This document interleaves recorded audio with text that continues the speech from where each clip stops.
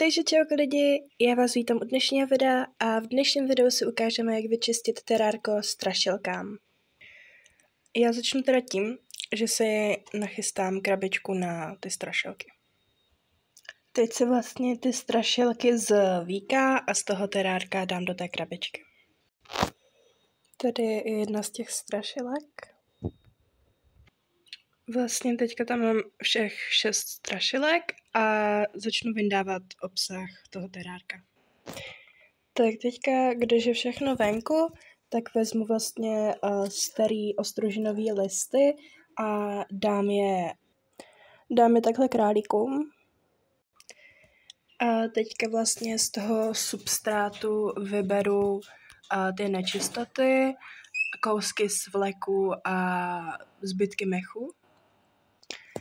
Teďka, jak je to vlastně vybrané, tak vezmu rozprašovač a popráším to vodou, aby tam prostě byla vlhkost.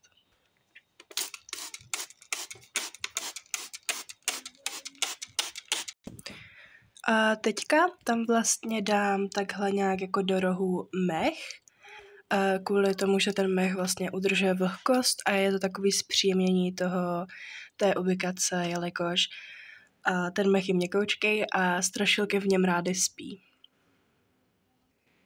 Tak mech tam je a ten taky popráším tou vodou nebo jakože tím rozprašovačem.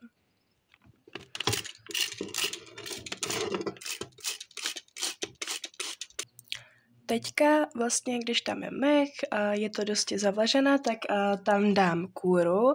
Je to normálně kůra ze zahrady z pařezu a jelikož ten pařez tam stojí už hrozně dlouho, tak ta kůra si zvykla na vlhkost, takže neplesniví. Tak kůra tam teda už je daná a oni po té kůře vlastně lozí a dobře se na ní drží. A hlavně je to strašně pěkný v tom terárku. A jako poslední vlastně do ubikace přidáme ostružinové nebo malinové listy. Já je tam dávám i se stonkem, protože vlastně strašilky potom lozí a funguje to jakoby jak takový zpestření té ubikace. Tak a teďka, když tam vlastně jsou takhle listy, já tam teda takhle ráda dávám i stonky, kvůli tomu, že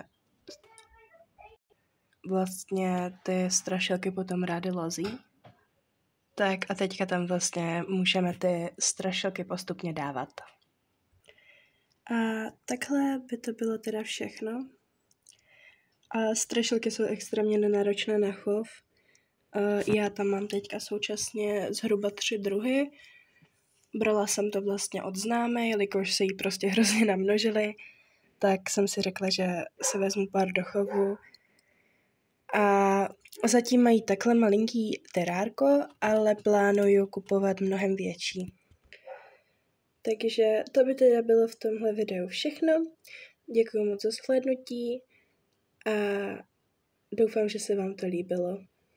Tak jo, u příštího videa. Čauko!